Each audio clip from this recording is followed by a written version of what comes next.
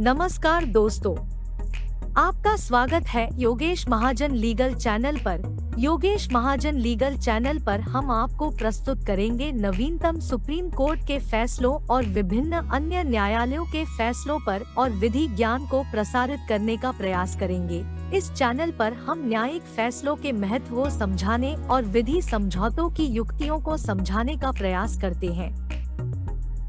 हमारा मकसद है कानून और न्याय के क्षेत्र में ज्ञान को आपके पास पहुंचाना, तो कृपया हमारे चैनल को सब्सक्राइब करें, घंटी आइकन दबाएं, वीडियो को लाइक और शेयर करें। दोस्तों, माननीय सुप्रीम कोर्ट ने 12 जनवरी 2024 को एक जजमेंट है वो प्रोनाउंस की है, जो कि एक रिपोर्टेबल जजमेंट है और ये criminal appeal number 1307 of 2012 means 2012 में इसकी अपील फाइल की गई थी, जो कि स्टेट ऑफ हरियाणा जिसमें अपीलेंट हैं और रिस्पोंडेंट्स जो कि एक्विटल को भी चैलेंज किया गया है, और दूसरी क्रिमिनल अपील थी 1308 ऑफ 2012 जिसमें अपीलेंट्स ने अपनी कन्विक्शन है उसको चैलेंज किया था और स्टेट को जो है वो यहाँ पर रिस्पोंडेंट है। तो दोनों जजमेंट्स का, दोनों केसेस का एक कॉमन जजमेंट द्वारा यहाँ माननीय सुप्रीम कोर्ट ने एक अपना फैसला सुनाया है। यहाँ पर माननीय सुप्रीम कोर्ट ने पाया कि जो स्टार विटनेसेस हैं उनमें काफ़ी ज़्यादा इम्प्रूवमेंट्स हैं, कॉन्ट्रडिक्शंस हैं और रिकवरी भी प्रूव नहीं हुई है। तो आइए हम समझने की कोशिश करते हैं माननीय सुप्रीम कोर्ट ने क्या निर्णय दिया, फैक्ट्स क्या थे, लॉ क्या था और माननीय सुप्रीम कोर्ट ने क्या इसमें अपना जो इंटरप्रिटेशन निकाला। तो देखिए, 4 अक्यूज्ड पर्सन्स थे इस केस में, A1, A2, A3, A4, जिनको ट्रायल के लिए। प्रिय सब्सक्राइबर, हम आशा करते हैं कि यह संदेश आपको अच्छे स्वास्थ्य में पाए। किसी भी कोर्ट ड्राफ्टिंग की आवश्यकता हो, जैसे पिटीशन, एप्लीकेशन, जवाब, रिजॉइंडर, रेप्लिकेशन, शिकायतें, संशोधन, अपील, उपभोक्ता शिकायतें आदि, तो कृपया निर्माता से संपर्क करें। आपकी विशेष आवश्यकताओं के लिए हम यहाँ हैं। कृपया हमें आपकी कानूनी सहायता की आवश्यकता के लिए चयन करने के लिए धन्यवाद। शुभकामनाएं। और जिनको ट्रायल के लिए भेजा गया था, जिसमें एक इंसिडेंट था जो कि हुआ था 1999 में, 9 जनवरी 1999 में, जिसमें एक डिसीज्ड की डेथ हो गई थी और इंजरीज हुए थे। जो विक्टिम्स हैं उनको प्रोसिक्यूशन विटनेस नंबर 1 बनाया गया, प्रोसिक्यूशन विटनेस नंबर 2 बनाया गया और एक और है उन्होंने अपनी डिपोजिशन ही दी। तो 3 जो व्यक्ति हैं उनको इंजर्ड किया गया था और जिसमें से 2 ने अपनी गवाही भी दी थी कोर्ट में। तो इनिशियली जो 3 अक्यूज्ड थे उनको ट्राई किया गया था, अक्यूज नंबर 1, 2 और 3 को सेशन केस नंबर 1999 में, जो कि FIR नंबर 10 रजिस्टर्ड हुई थी 9 जनवरी 1999 में एक पुलिस स्टेशन है हरियाणा में, वहां पे। और उनको कन्विक्शन हुई थी 302, 323 के अंदर, जो पनिशमेंट फॉर द मर्डर है, 323 पनिशमेंट फॉर द हर्ट है, उसमें उनको सजा हुई थी 34 सेक्शन के अंदर, जो कि कॉमन इंटेंशन को कहते हैं। और इक्विट कर दिया था, चार्जेस थे 325 और 34 के जो चार्जेस हैं इंडियन पिनल कोड के, उनको उसमें से इक्विट कर दिया था। अब पेंडेंसी थी जब ट्रायल की तीनों अक्यूज्ड की, तो प्रोसिक्यूशन ने एक एप्लीकेशन भी मूव की थी 319 CRPC के तहत, जो कि ट्रायल कोर्ट ने अलाउ कर दी थी। तो 3 अक्यूज्ड के साथ एक चौथे अक्यूज्ड को भी बनाया गया था, 319 में उन्होंने समन दे के बुलाया था और उस अक्यूज्ड को अक्यूज नंबर 4 बताया गया है, जो कि उस समय अब्सकॉन्डिंग थे और उनको फिर मतलब अलग से उनके ऊपर केस चलाया गया जब उन्होंने सरेंडर किया और चार्जशीट उनके केस की 1 अप्रैल 2003 को सबमिट की गई।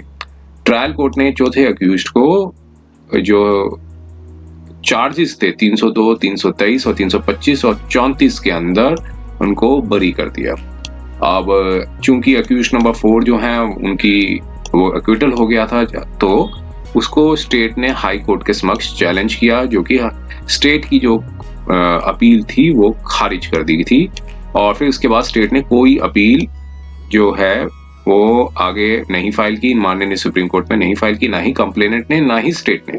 तो मींस वो ऑर्डर था उनका, एक्विटल का जो ऑर्डर था वो फाइनलिटी पे पहुंच गया, जो अक्यूज नंबर 4 थे। अब यहाँ पर जो इम्प्यून जजमेंट थी जो कि आई है क्रिमिनल अपील नंबर 1308 ऑफ 2012 की, हाई कोर्ट ने एक कॉमन ऑर्डर था वो पास किया था, क्रिमिनल अपील नंबर 2001 और क्रिमिनल प्रोविजन पिटीशन भी फाइल की थी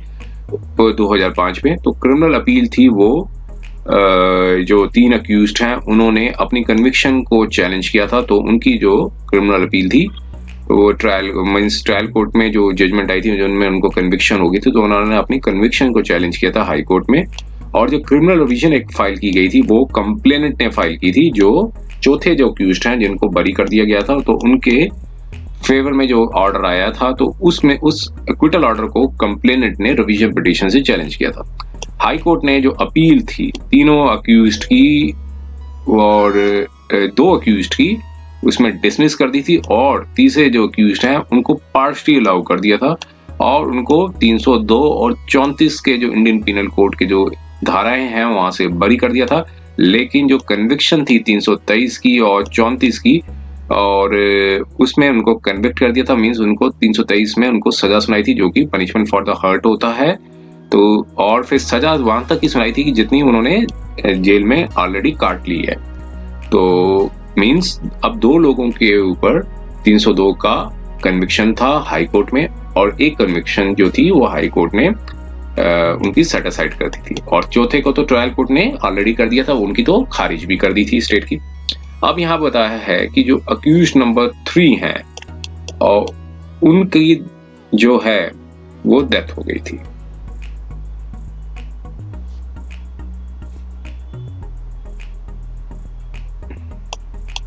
अक्यूज नंबर 3 की डेथ हो गई थी पहले से। तो अब 4 अक्यूज्ड में से जो थे, जो अक्यूज नंबर 1 है वो कन्विक्टेड थे 323 के अंदर, और जो अक्यूज नंबर 3 है उनकी डेथ हो गई थी, और जो अक्यूज नंबर 4 है उनको ट्रायल कोर्ट ने एक्विटल कर दिया था और हाई कोर्ट ने कंफर्म कर दिया था। तो इसलिए आगे फर्दर कोई अपील नहीं थी। तो 4 अपीलों में से 4 अक्यूज में से सिर्फ एक अक्यूज्ड है, उन्हीं की कन्विक्शन हुई थी 302, 323, 34 इंडियन पीनल कोड में। तो अब यहाँ पर जो क्रिमिनल अपील बताई गई है 1307/2012 वो स्टेट ने चैलेंज की थी, जो कि हाई कोर्ट ने जो जजमेंट आई थी जिसमें हाई कोर्ट ने अक्यूज नंबर 1 को एक्विटेड कर दिया था 302 की धारा से, और सिर्फ कन्विक्टेड किया था 323 ऑफ इंडियन पीनल कोड। तो मींस जो हाई कोर्ट ने एक अक्यूज को सिर्फ 323 में जो सजा सुनाई थी और 302 से बरी कर दिया था। 323 का तो कोई बनता नहीं था क्योंकि ऑलरेडी उन्होंने सजा काट ली थी, और 302 में की जो एक्विटल थी। तो यहाँ पर स्टेट ने आगे जो है वो चैलेंज किया, स्टेट ने अपील फाइल की थी। और प्रोसिक्यूशन का केस क्या था, वो प्रोसिक्यूशन का केस था कि 9:10 पे शाम के 9 जनवरी 1999 को इन्फॉर्मेंट मींस जो प्रोसिक्यूशन विटनेस नंबर 1 है और उनके जो डिसीज्ड ब्रदर हैं, और जो प्रोसिक्यूशन विटनेस 1 है जो उनके सन है PW1 के, वो बैठे हुए थे आग के समय समक्ष। मींस आग वगैरह जो आग थी वो मींस वो मतलब वार्म कर रहे थे आग के आगे बैठ के, और जो डिसीज्ड हैं वो उनके जब अपने घर जा रहे थे तो अक्यूज नंबर 3 और उनके जो सन है अक्यूज नंबर 4 फरसा लेकर आए, और अक्यूज नंबर 2 है वो कुल्हाड़ी लेकर आए। अक्यूज नंबर जो 1 है वो लाठी लेके आए, और उनके मींस कुछ लड़ाई हुई, और एक दिन पहले चूंकि एक लड़ाई थी तो उसके लिए मतलब उनका सबक सिखाने के लिए आए। FIR के मुताबिक अक्यूज नंबर 3 और अक्यूज नंबर 4 ने फरसा जो है वो डिसीज्ड के सिर पर वार किया, और अक्यूज नंबर 4 जो हैं उन्होंने एक मींस एक अनदर ब्लो दी, और अक्यूज नंबर 2 ने इन्फ्लिक्टेड इंजरीज दी, कुल्हाड़ी से इंजरीज दी डिसीज्ड की हेड पे। डिसीज्ड जो है वो नीचे गिर गए। अक्यूज नंबर 1 ने लाठी मारी उन लेग्स पे, डिसीज्ड की लेग्स पे लाठी मारी, और अक्यूज नंबर 3 ने एक और फरसा सिर पे मारा। और प्रोसिक्यूशन विटनेस नंबर 2 ने बचाने की कोशिश की डिसीज्ड को अक्यूज पर्सन से। अक्यूज नंबर 1 ने भी लाठी मारी प्रोसिक्यूशन विटनेस नंबर 2 के, और प्रोसिक्यूशन विटनेस नंबर 1 ने एक जो है FIR लॉन्च की। इन्वेस्टिगेशन में एक प्रोसिक्यूशन विटनेस नंबर 3 है जो कि डॉक्टर हैं, उन्होंने डिसीज्ड का मेडिकल एग्जामिन किया और यहाँ पाया कि ये फॉलोइंग जो इंजरीज हैं एक इंसिजन था 2.5 सेंटीमीटर और 2 सेंटीमीटर का, जो कि स्कैल्प एरिया, फ्रंटल एरिया था, जो कि जिसकी वजह से ब्लीडिंग हुई थी। इंसीज वुंड था 4 सेंटीमीटर और 2 मिलीमीटर का। Bone deep placed frontal region था स्कैल्प में, जिसकी वजह से इंजरी नंबर 1 से पीछे था। तो ये सारी अपनी डिस्क्रिप्शन रिपोर्ट दी। PW3 ने ओपिनियन दिया कि जो इंजरीज हुई थी वो 6 घंटे के अंतराल पे हुई थी, जो शार्प एज वेपन्स थे उससे इंजरीज हुई है। और प्रोसिक्यूशन विटनेस नंबर 2 ने 2 इंजरीज हुई थी उनकी राइट शोल्डर पे और राइट हिप पे, और दोनों की इंजरीज जो है किसी ब्लंट वेपन द्वारा हुई थी 6 घंटे के अंदर। और डिसीज जो है, डिसीज की डेथ हो गई 11 जनवरी 1999 में। और प्रोसिक्यूशन विटनेस नंबर 7 है, जो कि डॉक्टर हैं सफदरजंग हॉस्पिटल के। उन्होंने पोस्टमार्टम एग्जामिनेशन किया और पाया ये फॉलोइंग इंजरीज हैं। और 14 जनवरी 1999 को अक्यूज नंबर 1 और अक्यूज नंबर 2 जो है उनको अरेस्ट कर लिया गया और लाठी थी वो रिकवर की गई फ्रॉम जो रिकवर की गई। अब फिर अक्यूज नंबर 1 से जो है, और कुल्हाड़ी जो अक्यूज नंबर 1 से जो है लाठी रिकवर की गई थी, और कुल्हाड़ी जो रिकवर की गई थी अक्यूज नंबर 2 से रिकवर की थी। और अक्यूज नंबर 3 को अरेस्ट किया गया था 22 जनवरी 1999 को, और खून से जो स्ट्रेन थे जो फरसा वो रिकवर किया गया। और अक्यूज नंबर 4 को इनोसेंट पाया गया पुलिस द्वारा, और फिर उनको ट्रायल के लिए नहीं भेजा गया। लेकिन फिर बाद में उनके ऊपर 319 CRPC की एप्लीकेशन लगाई गई तो उनको समन दिया गया, लेकिन कोई रिकवरी नहीं थी अक्यूज नंबर 4 से। और अक्यूज नंबर 4 ने चैलेंज भी किया था समोनिंग को हाई कोर्ट में, और ट्रायल कोर्ट की जो प्रोसीडिंग्स थी वो स्टेट कर दी गई थी, लेकिन बाद में जो है कमेंट्स कर दी गई, मीन चालू कर दी गई थी जब उनकी क्रिमिनल रिवीजन पिटीशन थी वो खारिज कर दी थी। मीन्स 319 CRPC की प्रोसिक्यूशन ने एप्लीकेशन लगाई है, और चूंकि उन्होंने उस पे ट्रायल कोर्ट ने समन था वो इशू किया था, उसको चैलेंज किया था हाई कोर्ट में। हाई कोर्ट ने इनिशियली स्टे लगा दी, बाद में चूंकि रिवीजन पिटीशन खारिज कर दी तो फिर उनके ऊपर दोबारा से मीन्स जो ट्रायल था वो चालू हुआ। अब यहाँ पर ट्रायल में प्रोसिक्यूशन जो ने एग्जामिन किए थे, एक तो आई विटनेस थे प्रोसिक्यूशन नंबर 1 जो कि कंप्लेनेंट भी थे, और इंजर्ड विटनेस थे प्रोसिक्यूशन नंबर 2, और डॉक्टर जिन्होंने एग्जामिनेशन किया था प्रोसिक्यूशन विटनेस नंबर 3, कांस्टेबल थे प्रोसिक्यूशन विटनेस 4, और एक हेड कांस्टेबल उनको प्रोसिक्यूशन नंबर 5, और कांस्टेबल को प्रोसिक्यूशन 6, और एक जो डॉक्टर थे सफदरजंग के उनको प्रोसिक्यूशन विटनेस नंबर 7, और ASI को प्रोसिक्यूशन विटनेस 8, और दूसरे एक और हेड कांस्टेबल प्रोसिक्यूशन 9, और सब इंस्पेक्टर को प्रोसिक्यूशन विटनेस 10 के तौर पे जो है वो प्रोड्यूस किया गया। लिस्टेड विटनेस प्रोसिक्यूशन विटनेसेस, कई लोगों के और भी नाम लिखे लेकिन उनको नहीं बुलाया गया क्योंकि वो अननेसेसरीली प्रोसिक्यूशन से गिवन अप कर दिया। और अब डिफेंस ने अपने बचाव में एक सर्टिफाइड कॉपी थी कंप्लेंट की, जो कि अक्यूज नंबर 3 ने डिसीज्ड के अगेंस्ट में लगाई थी, और प्रोसिक्यूशन विटनेस दूसरे भी थे उनके ऊपर भी जो लगाई थी धारा 379 जो कि चोरी से संबंधित है, 380, 411, 406 जो ब्रीच ऑफ ट्रस्ट है, 452, 120 भी क्रिमिनल कॉन्स्पिरेसी और इंटिमिडेशन जैसे धमकी देना 506, और 427 और 403 जो लगाई गई थी illegal cutting and removal of 13 trees. जो 13 ट्री पंचायत के थे, तो उन्होंने एक्यूज नंबर 3 ने एक कंप्लेंट दाखिल की हुई थी डिसीज्ड के अगेंस्ट में, जो कि उन्होंने 13 जो पंचायत के जो पेड़ थे उनको इलीगल कटिंग की थी और रिमूवल किया था। और अब यहाँ पर P डिग्री की जो कॉपी निकाली गई तो इसने बताया कि 4 डिग्री रिलेशनशिप था प्रोसिक्यूशन विटनेस के बीच में और जो विटनेस थे, और सर्टिफाइड कॉपी जो स्टेटमेंट थी अक्यूज नंबर 3 की और प्रोसिक्यूशन विटनेस की, तो वो एक स्टेट वर्सेस टुंडल का एक केस चल रहा था under section 304 Indian penal code को, वो भी सबमिट किया गया। तो एक तो 4 डिग्री रिलेशनशिप भी था प्रोसिक्यूशन विटनेस के बीच में, और एक स्टेटमेंट जो अक्यूज नंबर 3 की थी वो भी प्रोसिक्यूशन विटनेस पे खड़े हुए थे। स्टेट वर्सेस एक केस था, उसमें 304 का भी केस चल रहा था, तो एक रंजिश का भी एक मामला बन रहा था कि आपसी रंजिश भी थी, क्योंकि पहले भी एक केस मींस जो अक्यूज ने एक गवाही दी थी तो उनके ऊपर केस चल रहा था मीन्स उन्होंने एज ए प्रोसिक्यूशन विटनेस के तौर पे अक्यूज थे, वो खड़े हुए थे केस में, 304 का जो मुकदमा था। अब यहाँ पर कन्विक्शन हुई ट्रायल कोर्ट द्वारा, और कन्विक्शन में accused number 1, accused number 2, accused number 3 ने आगे अपील फाइल की हाई कोर्ट में, जो कि खारिज कर दी गई। खारिज हुई थी अक्यूज नंबर 2 की और 3 की, और जो लेकिन जो अपील अक्यूज नंबर 1 ने जो फाइल की थी वो पार्शली अलाउड हुई थी, और पार्शली अलाउड हुई थी इस केस में। अब जो सेपरेट ट्रायल चल रहा था, जो अक्यूज नंबर 4 थे वो एब्सकॉन्डिंग की, वो भाग गए थे जहां से, तो बाद में उन्होंने अपने आप को सरेंडर कर दिया। तो अक्यूज नंबर 4 को जो ट्रायल कोर्ट ने उन्हें एक्विटल कर दिया था, बरी कर दिया था, और फिर बाद में अपील भी फाइल की गई थी उनके अगेंस्ट में, प्रोसिक्यूशन ने डाली होगी, तो हाई कोर्ट ने भी उनको अफर्म्ड कर दिया था। इसके लिए बाद जो आर्डर था वो फाइनलिटी का हो गया, ट्रायल कोर्ट ने भी बरी कर दिया, हाई कोर्ट ने भी उनकी जो स्टेट की जो अपील है वो खारिज कर दी, तो उसके बाद फर्दर कोई अपील जो है वो नहीं डाली गई। अब यहाँ पर बताया कि जो प्रेजेंट अपील थी वो अब कंसिडर करना था कि एक जो अक्यूज नंबर 2 के ऊपर जो कन्विक्शन हुई है उसकी लीगलिटी और वैलिडिटी को देखना था, जो और रिवीजन और क्रिमिनल रिवीजन जो फाइल की गई थी स्टेट द्वारा अक्यूज नंबर 1 की जो एक्विटल हुई थी अंडर 302 के अंदर, उसको भी कोर्ट ने इस अपील में देखा। अब यहाँ पे अब आए आर्गुमेंट्स हुए।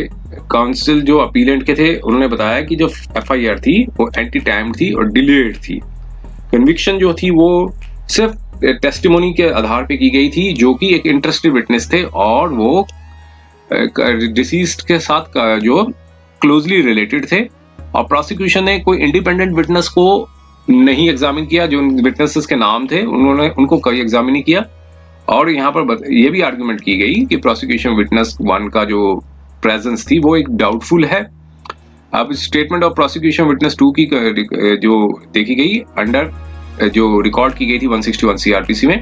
उन्होंने कहीं मेंशन नहीं किया था कि प्रोसिक्यूशन विटनेस 1 जो है वो स्पॉट पे प्रेजेंट थे, और जो डिसीज्ड के जो क्लोथ्स थे जो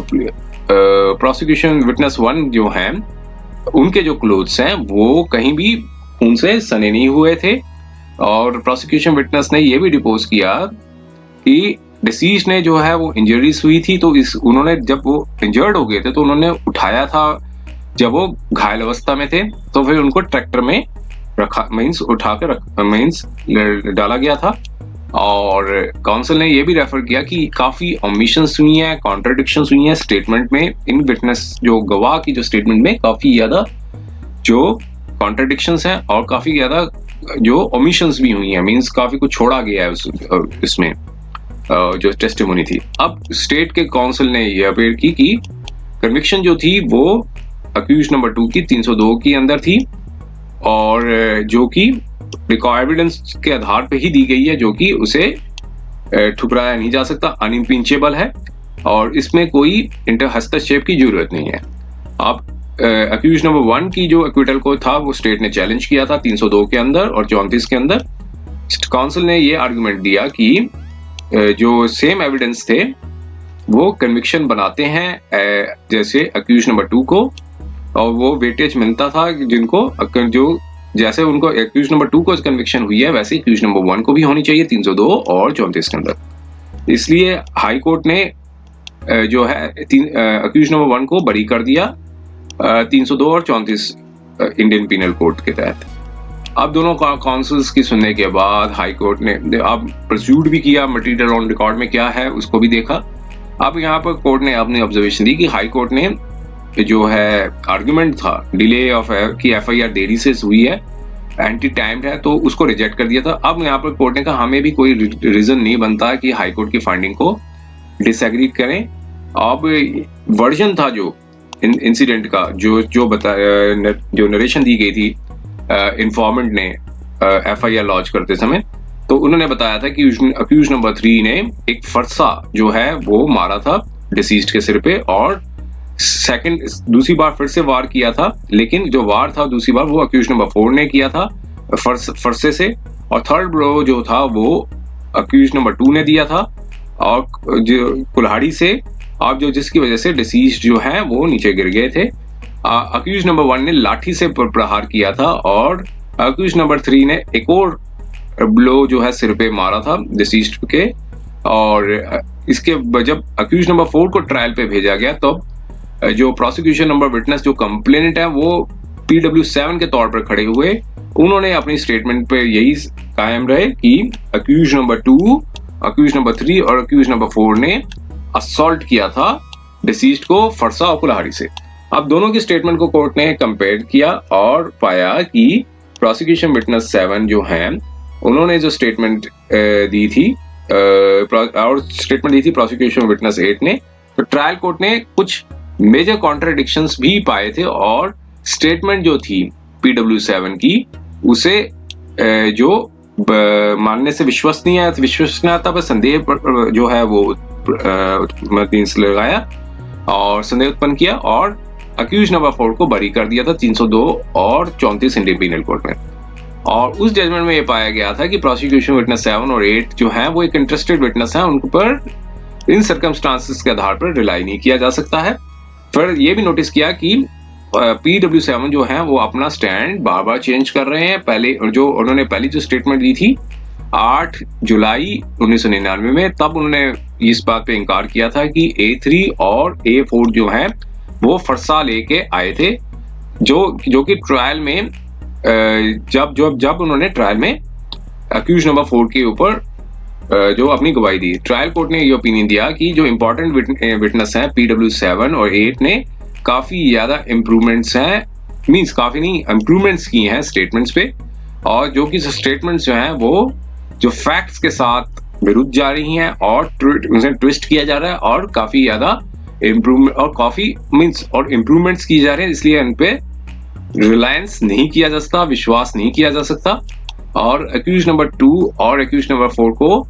सेपरेटली ट्राइड किया गया था और स्टेटमेंट जो है रिकॉर्ड की गई थी 2 बार, अपीलेंट की और स्टेटमेंट 2 बार रिकॉर्ड की गई थी। पहले जो स्टेटमेंट ट्रायल कोर्ट में जब स्टेटमेंट रिकॉर्ड की थी वो 3 विटनेसेस थे, मींस 3 अक्यूज थे, उनके अगेंस्ट में लगाई गई थी A1, A2 और A3। और दूसरी बार जब उन्होंने स्टेटमेंट दी थी वो अक्यूज नंबर 4 के ऊपर लगाई थी। यहाँ फैक्ट यही थे कि दोनों स्टार विटनेसेस थे प्रोसिक्यूशन में, और जो PW7 और PW8 उनको डिसबिलीव कर दिया। और जब सेकंड ट्रायल चला तो ये पाया गया स्टेटमेंट जो है कॉन्ट्राडिक्टरी हैं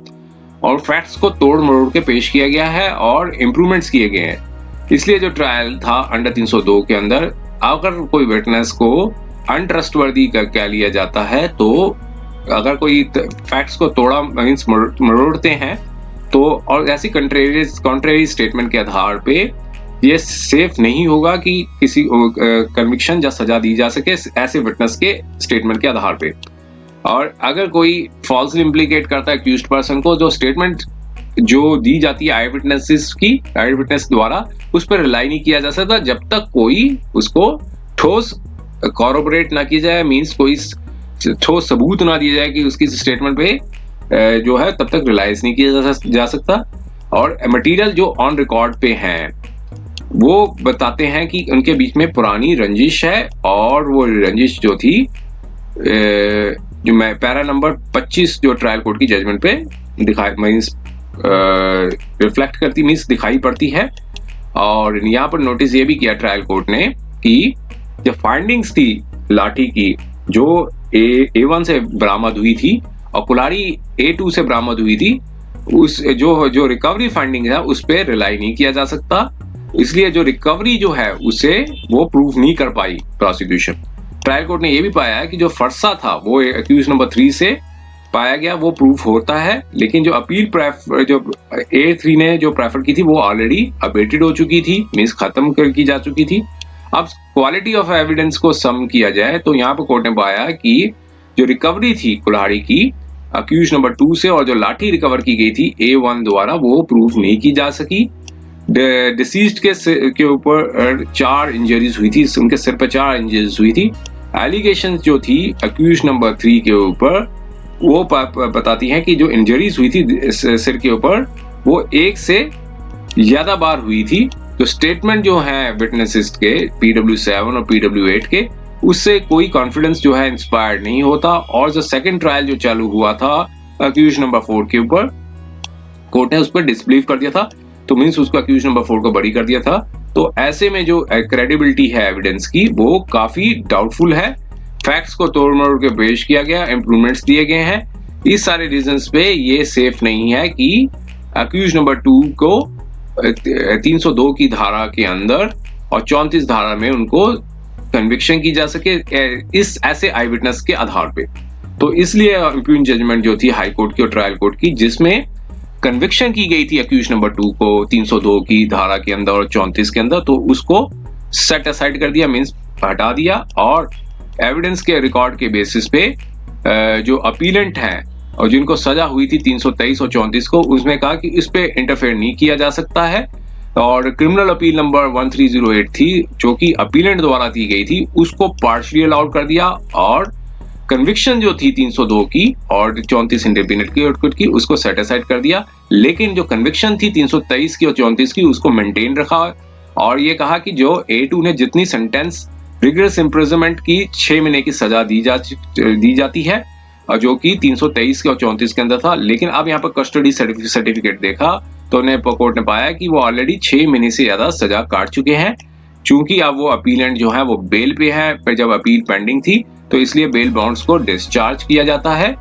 और जो क्रिमिनल अपील जो प्रेफर की थी स्टेट द्वारा, जिसमें एक्विटल जो अक्यूज नंबर 1 की जो एक्विटल को चैलेंज किया गया था 302 34 इंडियन पिनल कोड के तहत, उसकी स्टेट की जो अपील थी उसको खारिज कर दिया, डिसमिस कर दिया। ये जजमेंट आई थी 12 जनवरी 2024 को। उम्मीद है कि यह वीडियो आपको पसंद आया होगा। अगर आपने अभी तक हमारे चैनल को सब्सक्राइब नहीं किया है तो कृपया इसे सब्सक्राइब कर ले और बेल आइकन दबाकर नोटिफिकेशन प्राप्त करें ताकि आप हमारे नए वीडियो से अपडेट रह सकें। अगर आपको यह वीडियो पसंद आया हो तो कृपया लाइक करें और अपने दोस्तों के साथ शेयर करें। हमारे चैनल पर आपको न्यायिक मुद्दों, कानूनी सलाह और कानूनी अपडेट्स के बारे में नवाचारिक और महत्वपूर्ण जानकारी मिलेगी। हमारे साथ बने रहें, क्योंकि योगेश महाजन लीगल आपके कानूनी सवालों का सहायक है।